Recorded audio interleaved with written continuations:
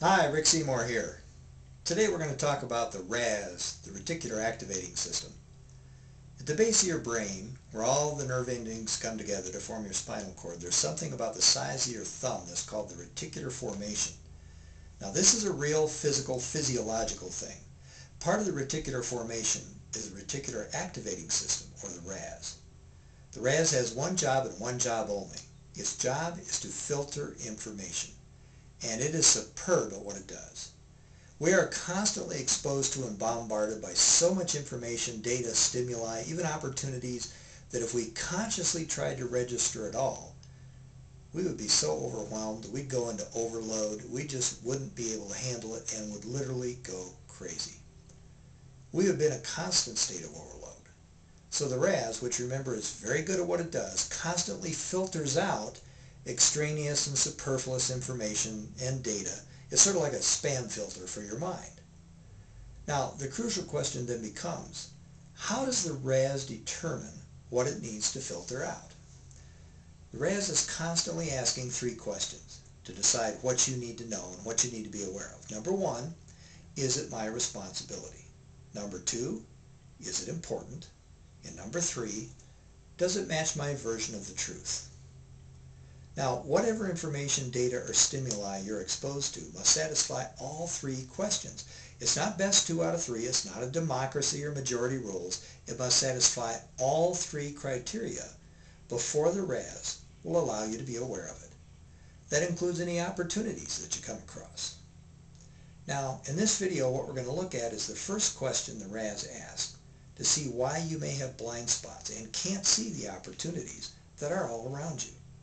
So the first question it always asks, is it my responsibility? Have you ever gone someplace you've never been before in an unfamiliar part of town as a passenger in someone else's car? After you got there, did you realize that you had absolutely no idea how to find your way home? It has probably happened to most of us. Now, on the other hand, had you driven there yourself, you would have been able to find your way home, wouldn't you? More than likely. Why in the first case were you clueless, but in the second case you noticed the gas station on the corner, the white picket fence, the church steeple, and all the other landmarks that would help you find your way out of there? Because in the second case, you knew you were responsible for getting there and back. However, in the first case, you knew you weren't responsible. So your RAS decided you didn't need that information, filtered it out, and you never saw the important landmarks that could help you find your way home. I'd like all you mothers listening to this to think back to when your first child was an infant. Now, I'm sure the following was true with all your kids, but think especially of that first one. They were just old enough that they had graduated from the bassinet by your bed to their own crib in their own room down the hall. Their first few weeks, do you remember how in the middle of the night you would be hearing a sound that was virtually inaudible, and out of a sound sleep, all of a sudden, you just knew you had to be down that hall checking on your child. You don't know what you heard. You're not even sure that you heard anything. You just knew you had to be there. And in a heartbeat, you were wide awake and at that child's bedside, just making sure everything was okay. Now, this particular night, it happens to be the third time that you've been up to check on your kid. And as you return to bed, you decide it's important for your husband to know that this is the third time that you have been up to check on his child. And so you throw yourself on the bed and you jerk the covers back over to you just to make sure that your husband appreciates that this is the third time you've been up. And your husband sleeps through the whole thing. He never heard you get up. He was never aware you came back to bed, never even felt you jerk the covers back over. Now, in some of your homes, later that night, the family dog starts yapping in the backyard. Dad jumps out of bed, throws open the window, shouts at the dog to shut up, comes back to bed, and Mom sleeps through the whole thing. Now, how is it that Mom can hear virtually inaudible sleeping baby, but can't hear barking dogs? And Dad can hear dogs, but can't hear babies?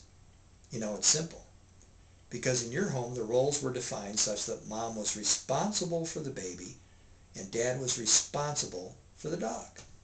You see, your RAS will filter out any information that you're not responsible for and make you unaware of it. You don't need to know that stuff. I've often heard it said that wisdom comes with age, but that's not true. The only thing that automatically comes with age is old. That's all you get. Wisdom comes when you accept responsibility for your life. I know 80-year-olds with no wisdom. I know 18-year-olds with plenty.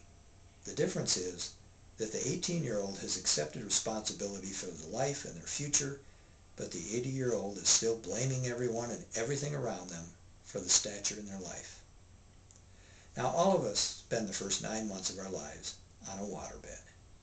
It's warm, it's cozy, all of our needs were met without us having to do a thing. Then we're born, the doctor cuts the umbilical cord, slaps us on the rear end, and then 95% of us will spend the next 50 years of our lives looking around for someone else we can plug our umbilical cord in to take care of us and make us happy. But it's not someone else's responsibility. And until you take responsibility for your life and your future, your RAS will make sure you're blind to the opportunities around you. If you would like more information or resources on this or related topics, go to godinyourgoals.com.